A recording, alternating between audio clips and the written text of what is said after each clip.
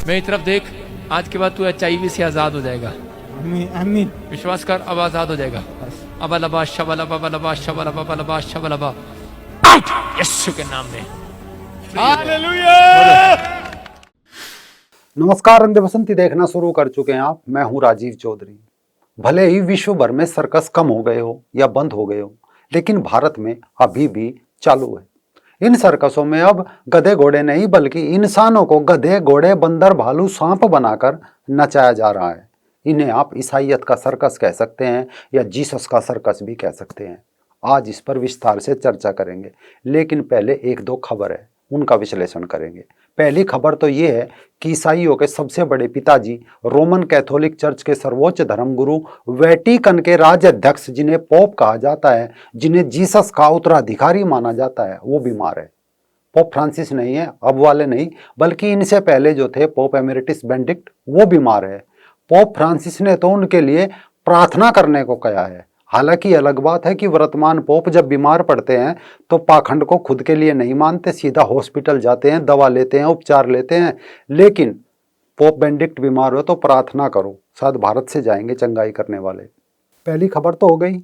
अब ये दूसरी खबर का रुख करते हैं। ये खबर है इंडिया से। यहाँ तेलंगाना के हेल्थ डायरेक्टर जी श्रीनिवास राव ने कहा है कि भारत के लोग जीसस के चलते ही कोरोना महामारी के प्रकोप से बच पाए हैं। जी श्रीनिवास के अनुसार ईसा मसीह ने ही भारत में कोरोना वायरस को नियंत्रित किया, वरना भारत तो तबाह हो जाता। यानी जीसस ने यूरोप, अमेरिका, वेटिकन सिटी छोड़कर जहां उनके सबसे अधिक मानने वाले हैं, उनका सारा ध्यान अपने अनुयायियों को छोड़कर भारत को बचाने में लग रहे थे। जो 4 किलो चावल में ईसाई बन जाते हैं, उन्हें जीसस बचा रहे थे।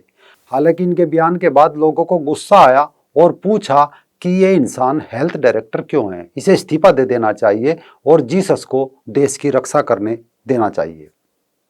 लेकिन आस्था में अंधे कहो या जीसस की बीमारी से पीड़ित तेलंगाना के स्वास्थ्य निदेशक से कुछ सवाल जरूर है, जिन्हें सुनकर वो या तो उत्तर दे या फिर अपने पद से इस्तीफा दे और जाकर चर्च की सीढ़ियों पर पोछा लगाए या चर्च का घंटा बजाए। ये सवाल केवल जी श्रीनिवास राव से नहीं बल्कि सभी ईसाइयों से भी है।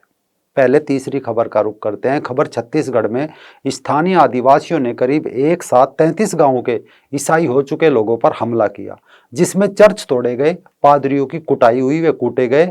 अब तीनों खबर और जीसस के इस सर्कस का सारा सार समझ लीजिए। दरअसल कोविड-19 कोरोना आया था साल 2020 में। एक अंग्रेजी वेबसाइट है वेटिकन न्यूज। इसी वेटिकन न्यूज की 17 मई 2021 की एक रिपोर्ट थी कोरोना को लेकर। इस वेबसाइट ने लिखा था कि कोरोना के चलते भारतीय चर्च ने 160 पादरियों को खो दिया मतलब कहीं धूल आंधी में नहीं उड़े, बस कोरोना वायरस से मारे गए। ये आंकड़े 10 अप्रैल से 17 मई 2021 के बीच के हैं। रिपोर्ट में अपनी चिंता जाहिर करते हुए वेटिकन न्यूज ने लिखा था कि ये आंकड़े बहुत खतरनाक है, क्योंकि हमारे पास केवल भारत में 30,000 कैथोलिक पादरी है। यदि 4 दैनिक मर जाते हैं तो हम सभी के लिए बहुत चिंता का विषय बन जाएगा। इसमें केवल पादरी नहीं, कुछ बड़े बिशप भी थे, जैसे पांडिचेरी कुड्डालोर आर्क बिशप एंटनी, आनंद रायर झाबुआ के बिशप बेसिल भूरिया, सीरो मालाबार संस्कार के बिशप जोसेफ पादरी नीलाकाविल भी शामिल थे। उस रिपोर्ट में यह भी बताया गया था कि ज्यादातर वो पादरी और नन मरे हैं जो गांव में जाकर धर्मांतरण का कार्य कर रहे थे। इसके अलावा केरल के मुन्नार में उसी दौरान एक वार्षिक कार्यक्रम में शामिल होने वाले चर्च ऑफ साउथ इंडिया के 100 से ज्यादा पादरी कोरोना पॉजिटिव या तो पाए गए थे और जिनमें कुछ पादरियों की मौत भी हो गई थी। अब ऐसे में सवाल है कि जीसस बचा किसे रहा था? उसके पादरी तड़प तड़प कर मर रहे थे।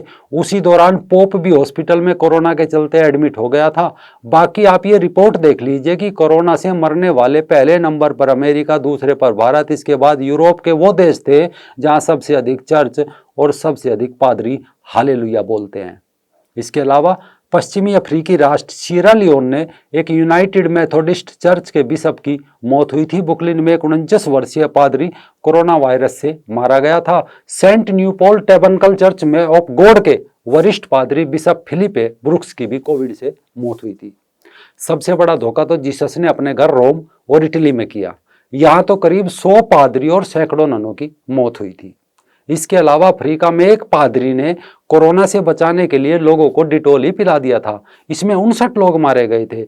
जब यह मामला उछला तो युगांडा के 2 पादरी सड़कों पर उतरकर लोगों को यह बताने लगे कि कोरोना वोरोना कुछ नहीं है, लोगों को प्रभु यीशु मार रहा है। अब ये बात समझ से बाहर थी कि इनका यीशु बचा किसे रहा था और मार किसे रहा था, क्योंकि नए नए ईसाई तो स्वर्ग नरक का लॉलीपॉप चूस रहे हैं। दरअसल भारत में ईसाइयत का व्यापार सबसे बेहतरीन चल रहा है। जिस ईसाइयत को यूरोप और अमेरिका साइड कर रहा है, उसे भारत में अब खुलकर बेचा जा रहा है, बिल्कुल ऐसे जैसे पुरानी गाड़ी हो या कपड़े हो। इसके लिए चंगाई सभाया को सर्कस लगाए जा रहे हैं। पिछले दिनों जब पोप की एक तस्वीर वायरल हुई, उन्हें व्हील चेयर पर ले जा रहा था, तब झारखंड के अनेक शहरों में बैनर लगे थे जिनमें लिखा था प्रभु यीशु के नाम पर अंधे देखते हैं, बहरे सुनते हैं, गूंगे बोलते हैं और मुर्दे जी उठते हैं। ये बैनर दुमका में हो रही चंगाई सभा के लिए लगाए गए थे। इसमें लोगों को बुलाने के लिए इस तरह के बैनर लगाए थे कि इन बैनरों को देखकर लोग कह रहे थे कि यदि चंगाई सभा में भाग लेने मात्र से किसी की बीमारी ठीक हो सकती है तो इसकी सबसे अधिक जरूरत तो खुद पोप फ्रांसिस को है, क्योंकि पोप फ्रांसिस घुटनों के दर्द से परेशान है और यही वजह है कि वो व्हील चेयर की मदद से चल फिर रहे हैं। दरअसल इस खेल की शुरुआत सन 1997 में छत्तीसगढ़ के रायपुर से शुरू हुई थी। वहाँ एक ऐसी ही चंगाई सभा के बोर्ड शहर व ग्रामीण अंचल में लगने लगे थे। रिक्शा, ऑटो, जीप, कारों से धुआंधार प्रचार होने लगा था कि शहर के ग्रास मेमोरियल मैदान में 12 से 14 नवंबर तक विशेष धार्मिक सभा होगी, जिसमें नेत्रहीन को दिखाई देने लगेगा, शरीर से विकलांग चलने लगेंगे, असाध्य रोगी कुलाचे भरते हुए जाएंगे। हर एक रोग को ठीक करने का यहाँ दावा किया गया था। अब जो लोग यहाँ से निराश होकर लौटे तो उन्हें कहा गया कि तुम्हें प्रभु यीशु पर विश्वास नहीं है, इस वजह से तुम ठीक नहीं हुए। दूसरी ओर कथित मरीजों को मंच पर लाकर यह कहलवाया गया कि वे अपंग थे, अभी प्रार्थना के चमत्कार से ठीक हो गए। ये सब अखबारों में भी छपा था।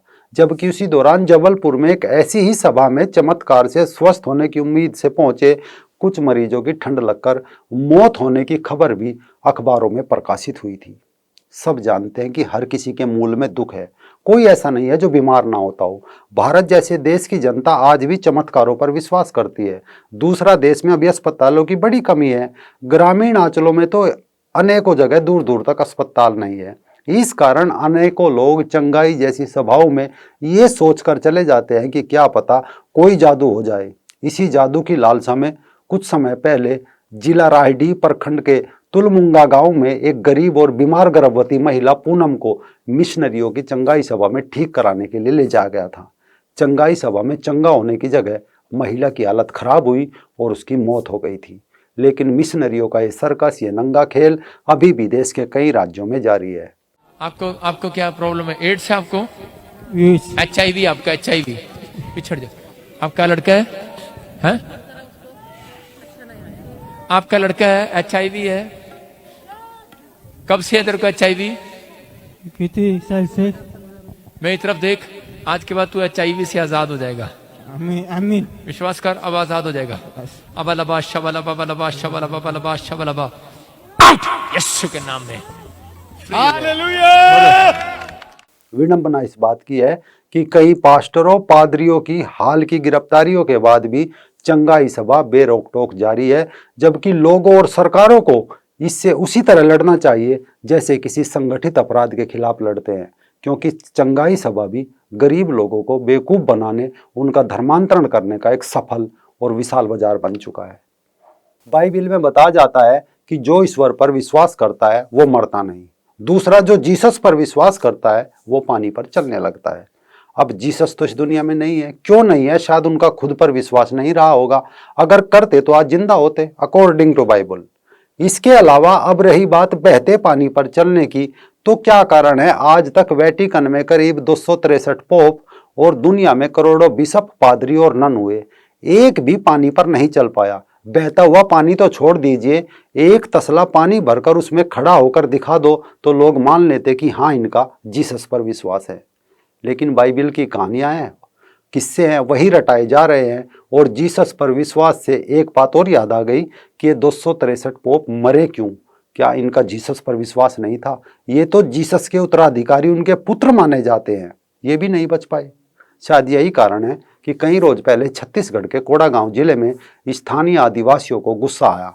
और चर्च के नाम पर उनकी जमीन पर हो रहे कब्जे को लेकर उनमें रोष था। उन्होंने अनेकों गांवों में उन सबको पीटा जो जीसस को मानते थे। सब अपनी जान बचाकर गांव की सरहद से दूर भागते रहे। वो तब तक उनका पीछा करते रहे जब तक लोग उनकी नजरों से ओझल नहीं हो गए। लगभग 33 गांवों के लोगों ने अलग अलग सामुदायिक भवन, चर्च, प्रार्थना घर और खेल स्टेडियम में शरण ले रखी है। पीड़ित लोगों का आरोप है कि ईसाई धर्म से नाराज कई गांव के लोगों ने संगठित होकर यह हमला उन पर किया। कहीं मारपीट की गई तो कहीं घरों में तोड़फोड़ की गई, कहीं प्रार्थना घर तोड़ दिए गए तो कहीं ईसाई धर्म को मानने वालों को गांव से ही निकाल दिया। कुछ भी हो, जहां एक तरफ इनका पाखंड चालू है तो दूसरी तरफ आम लोग, आम आदिवासी इनका सर्कस समझ गए, वो जाग गए। जो अब इनसे सवाल करने लगे हैं, शायद ये संख्या आगे और बढ़ती जाए। पादरी ही खुद जीसस पर सवाल खड़े करने में लगे कि ये कैसा अंधविश्वास है प्रभु आपका।